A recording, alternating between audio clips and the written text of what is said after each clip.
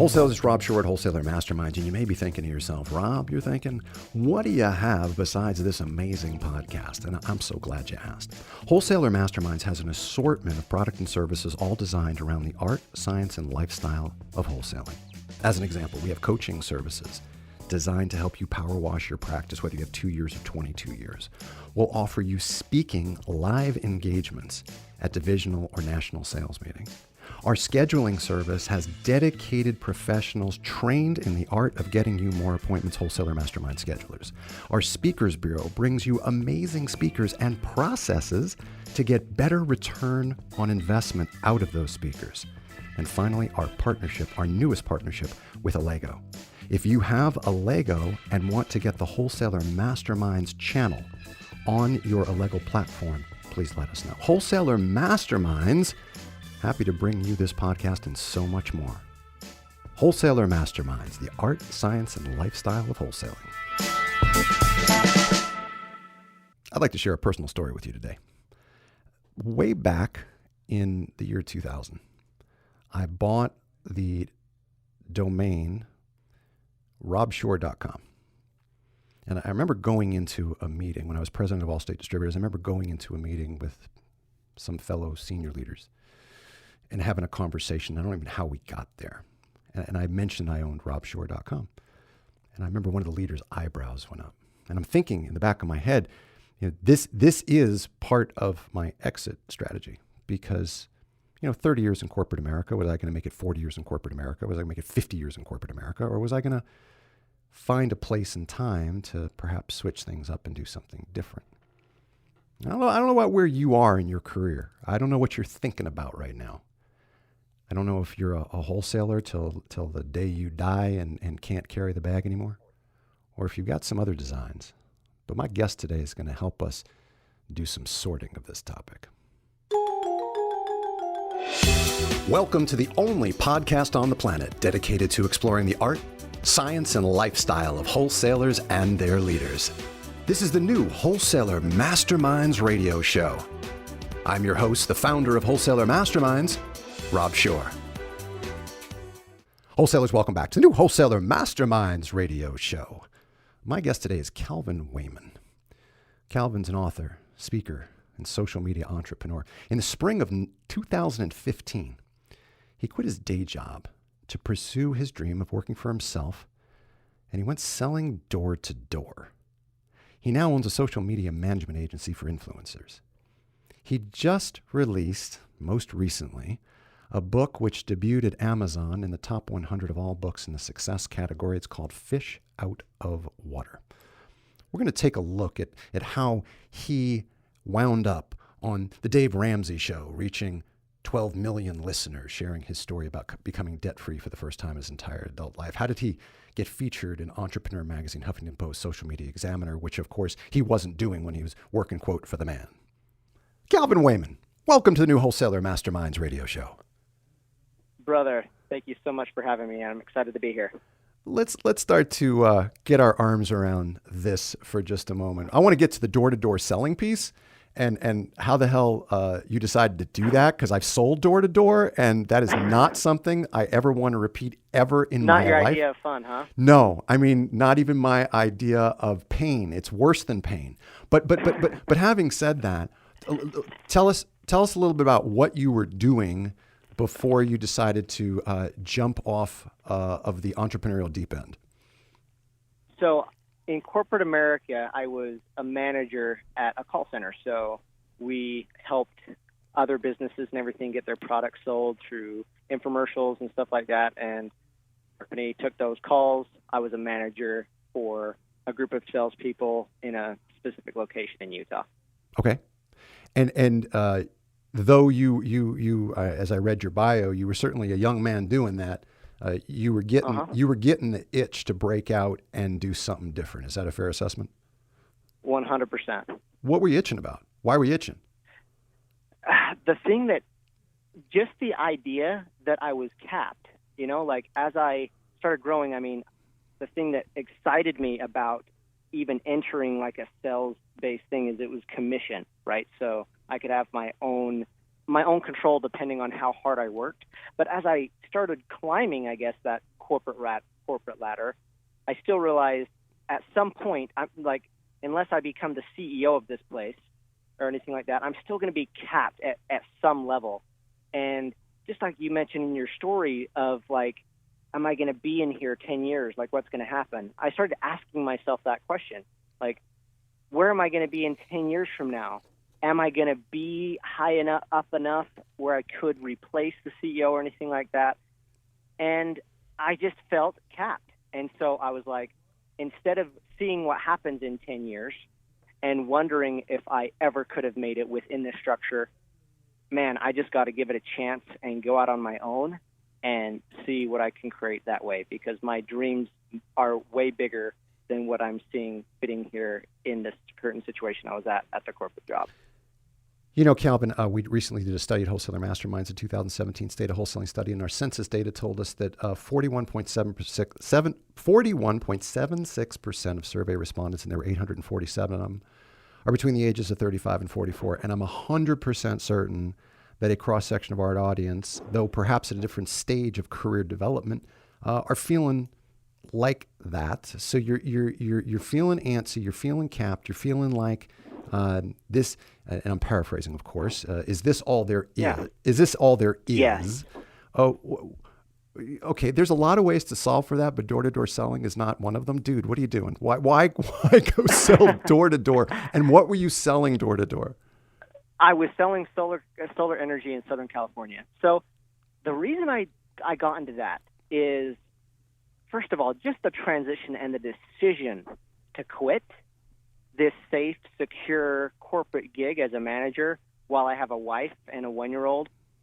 That bubbled up a lot of fears inside myself when I was starting to contemplate that decision. Mm-hmm. And when I finally ripped that Band-Aid and felt the pain, the internal pain and the agony of, oh my gosh, what am I going to do? I realized that this was going to be just as much of an internal fight as it was a fight on the outside. And so I had somebody tell me once, multimillionaire friend and mentor, that said, if you ever go out on your own, then you're going to need to develop some grit. You're going to need to have a high tolerance for rejection and creating something. And he mentioned door-to-door. He said, if you can do door-to-door for 4 months, it's like the equivalent of a 4-month business degree, you know? And so that was just a decision I made after I quit, that I was like, if I'm really going to do this, then I better develop the skill of handling the rejection and going at it day after day, even though I'm not getting the result immediately. And so I just jumped headfirst and went after it. You know what's fascinating about that to me, Calvin, is it's not like your job before that was working in a bakery. You know, you worked in a phone room. So don't tell me that rejection wasn't part of your experience in the phone room. Right. So I'm glad you picked up on that, because some people don't. So you're like, you're already having the pain. What are you doing? Yeah. I just had to turn that dial up, you know, especially now that I went from being on the phones to being a manager. I didn't have to be on the phones as much. And I realized in myself that, yeah, I had some level of pain tolerance, I guess, taking the thousands and thousands of phone calls I did take.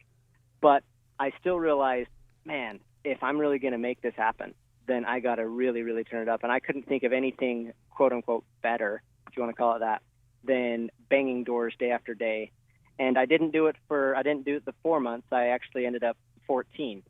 Day after day, whether I wanted to do it or not, I was there. And that's what developed the crust that is over me now, that just makes me want to run through whatever I have to make it happen. Let's talk about some of your success or not in the door-to-door sales, because that is part and parcel of how you built the crust of which you speak.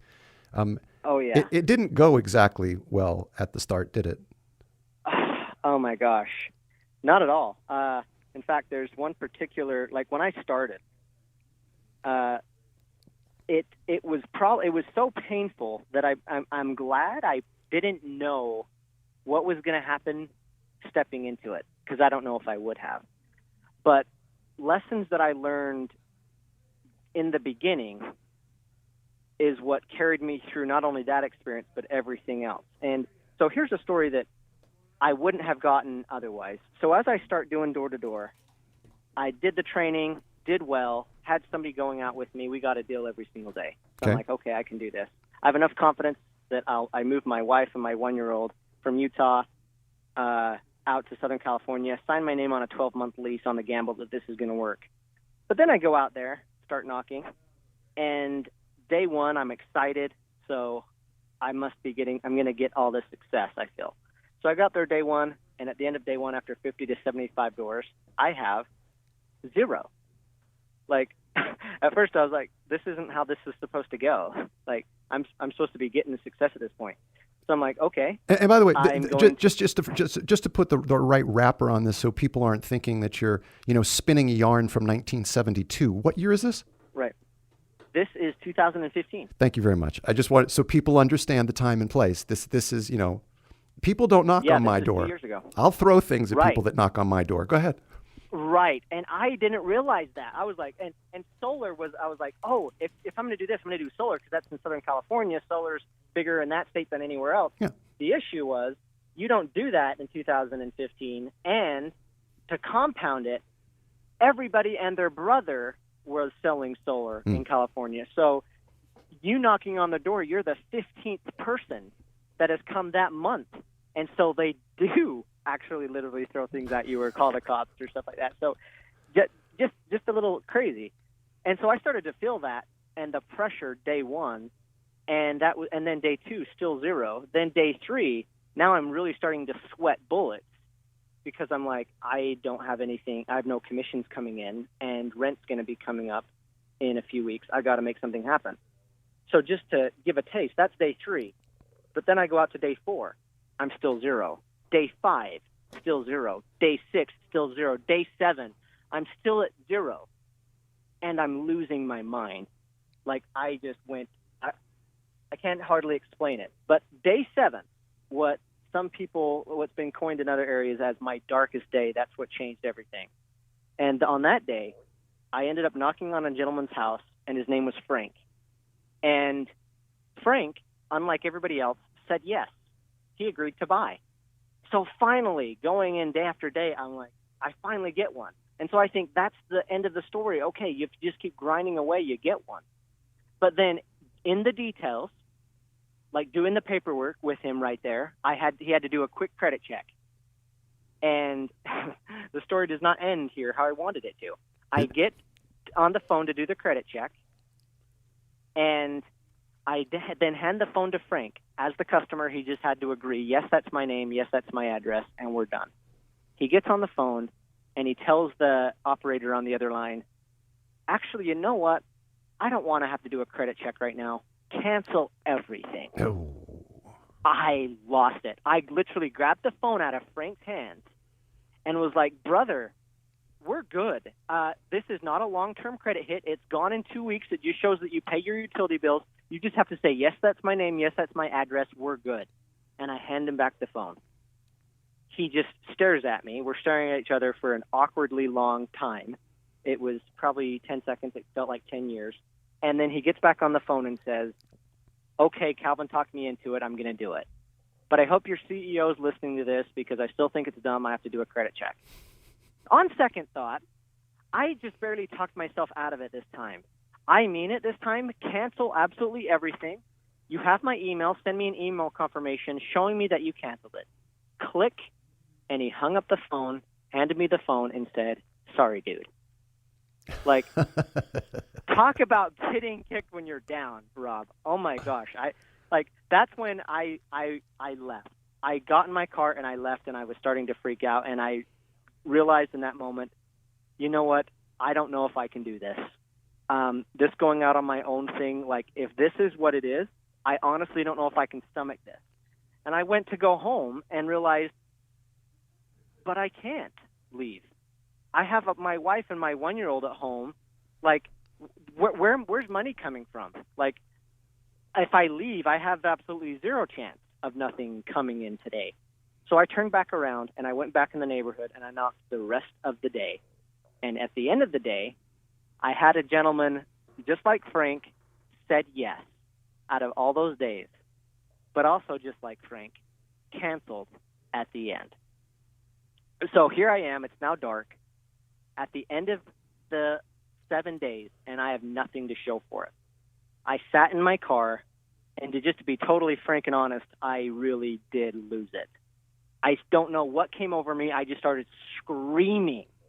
The emotions were too intense. Like, I just started yelling and like, what does this mean? Seriously, I'm working my face off. And I just started yelling, I don't know to who, like to God or the universe. And I was like, usually they just say, show up and go after it. I'm working. I'm doing what I think should work, but it's not working. What does this mean? Give me a message. And as I started to drive out of the neighborhood, the most random thought came to me. And it was, Calvin, go back to Frank's house. And I thought, what? Why would I go back to Frank's house? The guy that said no. He already said no. This is beginning to underscore the fact that you like pain, but please continue. Yeah, it must, right? Like, it's like, I need to, there's a word for it. There's a word for people that have like a need to feel it. Yeah. I heard it in 50 Shades or something. Yeah, exactly. But I go back to his house with no reason, I don't know why I'm there. And I just ding the doorbell. He comes out, and I say, Frank, why don't you just do this? And something interesting happens. He starts to smile, and he says, you know what? I'm going to do it. And I was like in shock now. I was like, what did you just say? He says, I'm going to do it. I'm going to do it, and I'll tell you why. It has nothing to do with solar anymore. It doesn't even have anything to do with that credit check. I'm going to do it, and it's because of you. He says, I'm an older guy, and I've been around a time or two. And I know that the people that really succeed at what they want in life are the ones that decide, make a decision, and then just never quit. And because you didn't quit, because you came back, I'm going to give you the order. And he did. And it blew me away as I was taking down his information and almost like just being silent, somber, almost crying, to be honest, as a grown man. He came up to me and he put his hand on my shoulder, almost as though he was in my car when I was freaking out. And he made me look at him, and he said, son, I know you're working your face off, but don't quit. Keep going. Never give up. And so that was the day I learned that if you're going to make it happen on your own, or if you want to go after something bigger, you have to make that decision, I think. The decision of you're not going to do it just to try it out for a while. It's the decision to be in it for the long game and to never quit and never give up. And things weren't just sunshine and roses after that either. But learning that lesson is what allowed me to just keep going, keep breaking through those brick walls, and ultimately hit some of the level of success I have now, even though I'm just getting started. You know, I love the story, and I love some of the messaging that is both explicit, which you've stated, and some of the messaging that is threaded within it. Calvin, we do a Sunday night email. It goes out to a community of about 10,000 in our world every Sunday night at 8:15. And a recent one that I wrote spoke about a wholesaler that I worked with in coaching, and she managed to move her practice from $3.2 million a month to $38.5 million a month in only 3 years. And what I said, and these are short 200-word posts, emails that go out on Sunday. And I said, much is made of work-life balance, but in this case, the wholesaler related to me that all she thought about during her waking hours was how is she going to improve her practice, how is she going to improve herself. And she said, I even thought about it when I slept. And Yes. There's nothing that replaces or takes the place of is better articulated. There's nothing that takes the place of just flat out hard work. assuming you know what the hell you're doing, Totally. just flat out hard work. Yes. So when you talk about, because you talked about not quitting, but you also said that when you left, you made a determination to just go knock on doors the rest of the night instead of going to the Right. bar to drink the sorrows away. 100%. And I like you mentioned the work-life balance. I like to, because I hear about that all the time in the space I'm in, and I like that it's called life balance and not day balance. You know, some people think that it needs to be balanced in the day. It doesn't. When you're getting started, it's going to be way more hard work, you know, grinding out just like that. That's such a great story of that lady that made that big growth in her business. But over her life, you believe, like, she'll have the balance. Oh, she'll definitely have it. And it'll be a byproduct of how she, as you said, worked her face off at this period in her career that will allow her to have the life. Let's go someplace else, because you have a phrase that you used in some of the information I read about you, and it's one of my favorite phrases. I say it's perfect is the enemy of done. You call it in a slightly different choice of words, but it's a similar end thought. Perfect is the enemy of done. What did that mean to you? What does it mean to you today? And in the interest of time, we're going to fast forward all the way from knocking on doors and having Frank be, I love the Frank story, being the savior, and it got you out of where you were on that crappy day. So as you tell us about perfect is the enemy of done, I also want you to layer in, 2 short years later now, kind of the where you're at, what you've ascended to, and what are some of the things that allowed you to get there. And I know perfect is the enemy of done is one of them. Oh, that is so huge. So perfect and enemy of done, I think, ties into all of this. When you're leveling up or looking to get better in anything, of course we want it to be just right. The only problem is nothing happens if you don't move and you don't start taking action and steps. But if you want it to be perfect, oftentimes it never ships. Like the talk that you want to give never is done in front of somebody, or the book that you want to write is never published, or the business you want to start is never actually started. It's like people are we get caught up in this planning phase and nothing happens. So how I use it then and today and daily, in fact, I have my hat right here that has it on it. I wear it. Done is better than perfect. And that is, just get moving, because once you get moving, then you can progress. That's the game. We all love iPhone. People think Apple is the pinnacle of perfection in the design world, in technology, one of the best companies in the world. But even iPhone shipped before it was perfect and is still being improved. And so it's the thing that I use every single day to just get things moving in a forward direction. And how I use it now, I'm doing a lot more speaking now, a lot more. I have another book I'm percolating and things like that, and growing my social media business.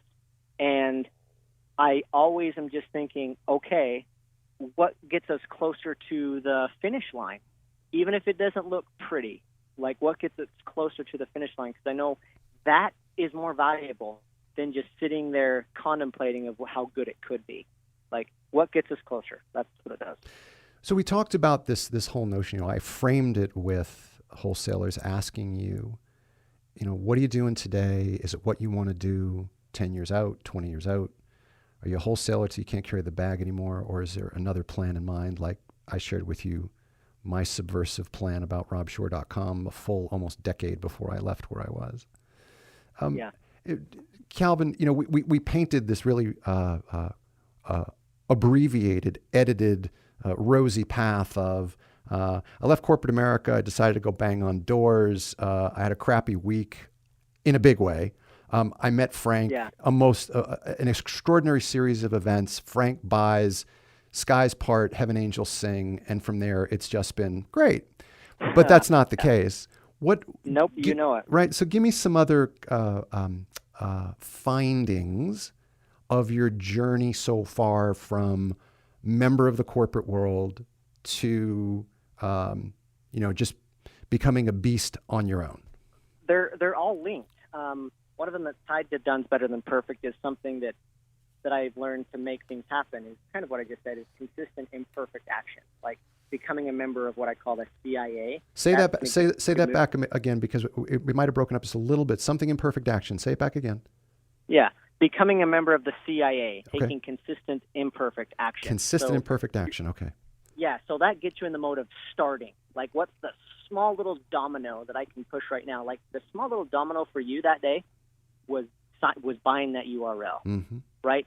That was a consistent imperfect action. It wasn't huge. It didn't mean that you were quitting then, but it was a little teeny thing that got you moving. And so that's something I'm always thinking about. What's that next little domino? How can I take consistent imperfect action? Just inching forward. And then another thing that I'm obsessed about is what makes us from going after the life we want. And sometimes it's just decisions, right? And this is all tied together because nothing moves without decision. And what I discovered in my process of creating my own life or business is sometimes we don't make a decision that we know we need to because we're worried if it's the wrong one or what would happen if we don't make it. And what I've come to learn is the people that are most successful in life or in business don't really obsess of whether they made the right decision or not. Instead, they make the decision and then they make it right. Now, that's a heavier one to swallow, but what that means is, it's not the point of decision that ultimately matters. It's what you do after the decision is made that counts. It's the energy, the focus that you put in after it. I made this decision, I'm going to make it right. And it just puts you in control of the life that you're living now or what you're doing that day to day. And having that in your control gives you the chance to actually make it greater than it was the day before. Calvin, I dig the story. It was fun listening to it. It'll be interesting perhaps to check back with you in some years when the all of this continues to unfurl and your success continues to grow and your methods and ideologies are further proven with still greater success. Wholesalers, if you're thinking about all this, whether you're thinking about it for your business, right? Your business now, you're saying, well, Rob, look, I'm good with where I am. I'm not necessarily great. Don't quit. And remember, perfect is the enemy of done. And make sure I got this right, Calvin. It was consistent, imperfect action, correct?